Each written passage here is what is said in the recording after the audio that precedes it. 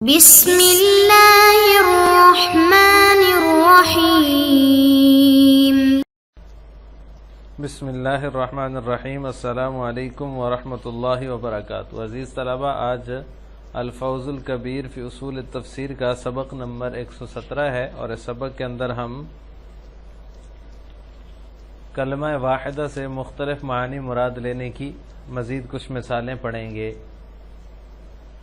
گزشتہ سبق میں ہم نے مختلف معنی مراد لینے کی 2-3 مثالیں پڑھی تھی، جن میں ظلمت تھا، ظلم تھا، اور اسی طرح جعلہ تھا، بلکہ وہ تھا ظن تھا، ظن، الظلم اور الظلمتن۔ یہ تینوں الفاظ کے ہم نے بارے میں پڑھ لیا تھا کہ ان سے مختلف معنی مراد ہوتے ہیں۔ اس کے ساتھ ساتھ ضلالت بھی تھا، جعلہ بھی تھا، الشیء بھی تھا، اور اسی طرح جو ہے یہ الفاظ باقی تھے، تو اس کی وضاحت اور تفسیر ہم آج کے سبق میں پڑھیں گے۔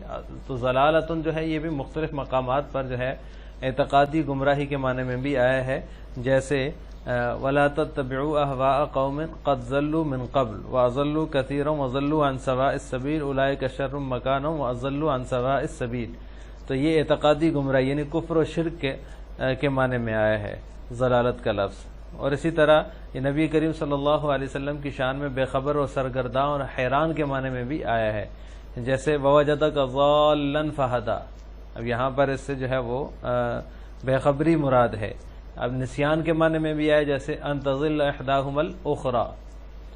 اور اسی طرح باطل کے معنی میں بھی آیا ہے، جیسے وَمَا دُعَاءُ الْكَافِرِينَ إِلَّا فِي ضَلَالٍ۔ تو ضلالت کے بھی یہ 3-4 معنی مراد لیے جاتے ہیں اس سے، ضلالت کے لفظ سے۔ اسی طرح جعلہ کا جو لفظ ہے یہ افعال عامہ میں سے ہے، اس میں فعل، صنع اور اس طرح کے جتنے بھی اس کے ہم معنی افعال عامہ ہیں، ان سب سے زیادہ عموم اس میں پایا جاتا ہے۔ اس کا استعمال جو ہے وہ 5 طریقوں پر عام طور پر مفسرین بیان کرتے ہیں کہ 5 طریقوں پر اس کا جو ہے استعمال رائج ہے اور وہ ہوتا ہے۔ یہ سارا اور تفیق کا قائم مقام ہو کر بھی مستعمل ہے اور استعمال ہوا ہے، جیسے جعل زید یقول۔ اسی طرح جو ہے اس کی مختلف مثالیں اور بھی ہیں۔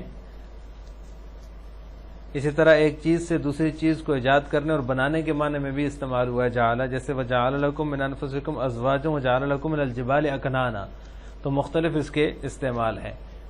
اس کے بعد جو اگلا لفظ ہے وہ شے ہے، شیئن۔ شیئن یا شے وہ چیز ہے جو علم و خبر بننے کے لائق ہو، اسے شے کہا جاتا ہے۔ جمہور متکلمین کے نزدیک شے مشترک المعنی اسم ہے، کیونکہ یہ اللہ اور غیر اللہ سب کے لیے استعمال ہوا ہے اور مستعمل ہے، معدوم اور موجود سب پر صادق آتا ہے۔ اصل میں یہ شاء کا مصدر ہے۔ جب اللہ تعالیٰ کی صفت بنتا ہے تو شاءن اسم فاعل کے معنی میں ہوتا ہے، اور جب غیر اللہ کی صفت بنتا ہے تو مشیئن یعنی اسم مفعول کے معنی میں ہوتا ہے۔ قل اللہ خالق کل شیء میں اسی دوسرے معنی یعنی مفعول کے اسم مفعول کے معنی میں استعمال ہوا ہے، مصدر بمعنی اسم مفعول۔ اور اسی طرح قل ای شیء اکبر شہادۃ میں اسم فاعل کے معنی میں ہے۔ اور اس طرح کبھی یہ فاعل کی جگہ پر بھی آتا ہے، کبھی مفعول بہ کی جگہ پر بھی آتا ہے، اور جیسے فلا تسألنی عن شیء کبھی مفعول مطلق کے معنی میں بھی آتا ہے، جیسے انہم لن یضروا اللہ شیئا، شیئا ضررا کے معنی میں ہے۔ آگے شاہ صاحب فرماتے ہیں وَقَدْ يُرِيدُ بِالْأَمْرِ وَالنَّبَأِ وَالْخَطَبِ الْمُخْبَرَ عَنْهُ نَحْوُ قَوْلُهُ تَعَالَى هُوَ نَبَأٌ عَظِيمٌ أي قِصَّةٌ عَجِيبَةٌ وَكَذَلِكَ كَلِمَتَا الْخَبَرِ وَالشَّرْ وَمَا فِي مَعْنَاهُمَا يَخْتَلِفُ الْمُرَادُ مِنْهُمَا حسب اختلاف المواضع ومن هذا القبيل انتشار الآیات۔ یہ جو ہے شاہ صاحب رحمہ اللہ تعالی فرماتے ہیں کہ کبھی کبھی الامر سے مراد جو ہے، اور اس طرح النبا اور الخطب سے مراد مخبر عنہ یعنی خبر، اور قصہ مراد ہوتا ہے یا اس کا مراد لیا گیا ہے قرآن کریم کے اندر، جیسے ہوا نبأ عظیم یعنی عجیب قصہ، ای قصۃ عجیبہ ہوا نبأ عظیم عجیب قصہ۔ اور اسی طرح کلمۃ الخیر والشر وما فی معناہما، اسی طرح جو خیر اور شر ہے اور وہ الفاظ جو ان دونوں کے معنی میں ہوتے ہیں، وما فی معناہما یختلف المراد منہما حسب اختلاف المواضع، مواقع استعمال کے اعتبار سے یہ مختلف ہوتے رہتے ہیں۔ تو الامر، النبا اور الخطب سے مخبر عنہ یعنی قصہ مراد لیا جاتا ہے۔ الامر الشان یعنی حال و صفت، حالت اور صفت مراد ہوتی ہے۔ لفظ امر میں بہت عموم پایا جاتا ہے، کبھی یہ کسی قول و فعل کے لیے یہ لفظ بولا جاتا ہے، جیسے وما امر فرعون برشید، تو یہ جو ہے اس کے اندر عموم پایا جاتا ہے۔ الامر کا جو لفظ ہے وما امر فرعون برشید، تو یہاں بھی یہ جو ہے اس کے اندر عموم پایا جا رہا ہے، قول و فعل کے لیے بولا گیا ہے۔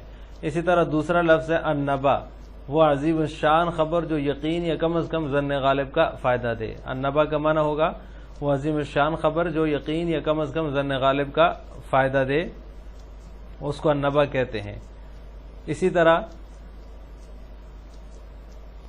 الخطب کا جو لفظ ہے بفتح الخاء و سکون الطاء، الخطب ہے، یہ جو لفظ ہے اس سے ایسا معاملہ یا ایسا اہم معاملہ جس میں عموماً گفتگو کی جاتی ہے یا گفتگو ہو جایا کرتی ہے، اس کو الخطب کہتے ہیں۔ تو مصنف کے نزدیک یہ تینوں الفاظ جو ہے قرآن کریم میں اپنی اصل سے قدرے ہٹ کر مخبرانوں کے معنی میں استعمال ہوئے، یعنی جو اصل معنی ہے اس سے تھوڑے سے ہٹ کر یہ مخبران ہو کے معنی میں استعمال ہوئے۔ جیسے قل هو نبأ عظیم کی مثال دی ہے متن کے اندر شاہ صاحب نے، عما يتساءلون عن النبأ العظیم۔ اسی طرح قال فما خطبكم ایھا المرسلون، قال فما خطبك یا سامری، قال بل سو، یہ خطب کا جو ہے وہ اس کی مثال ہے۔ قال بل سولت لکم انفسکم امرا، یہ امر کی مثال ہے۔ تو یہ اپنے جو اصل معنی ہے ان کا اس سے ذرا ہٹ کر بھی دوسرے معنی کے اندر استعمال ہوتے ہیں۔ تو یہ تین الفاظ جو ہیں الامر، النبا اور الخطب جو ہے یہ جو ہے وہ اپنے اصل معنی سے ہٹ کر دوسرے معنی میں یعنی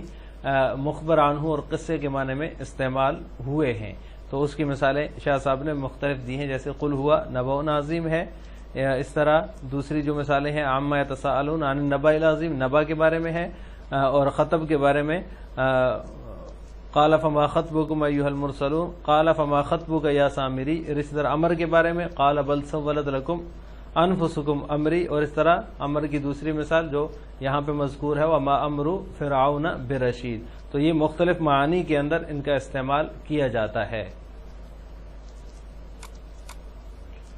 تو آج کے سبق کا خلاصہ یہ ہوا کہ ہم نے فہم مراد میں دشواری کے سبب کلمہ واحدہ سے مختلف معانی مراد لینے کی مثالیں تفصیل سے پڑھی ہیں، جن میں ہم نے سب سے پہلے ضلالت کا معنی پڑھا ہے۔ ضلالت جو ہے مختلف معانی میں استعمال ہوتا ہے، جعل جو ہے مختلف معانی میں استعمال ہوتا ہے۔ اس طرح شیء جو ہے وہ کس کو کہتے ہیں شے، اور وہ مختلف معانی میں جن میں استعمال ہوتا ہے، اور اس کے بارے میں جمہور متکلمین فرماتے ہیں کہ شے مشترک المعنی اسم ہے، اللہ اور غیر اللہ سب کے لیے اس کا استعمال ہوا ہے۔ اسی طرح پھر تین اور الفاظ ہیں النبا، الامر اور الخطب، یہ بھی جو ہے مختلف معانی میں استعمال ہوئے ہیں۔ آخر میں آپ سے دو سوال ہیں۔ پہلا سوال یہ کہ الشیء ان کی تعریف کیا ہے، شے کس کو کہتے ہیں، اس کا جواب آپ نے کمنٹ باکس میں دینا ہے۔ نمبر دو النبا یہ کس کو کہا جاتا ہے، اس کا جواب بھی آپ نے کمنٹ باکس میں دینا ہے۔ السلام علیکم ورحمۃ اللہ وبرکاتہ۔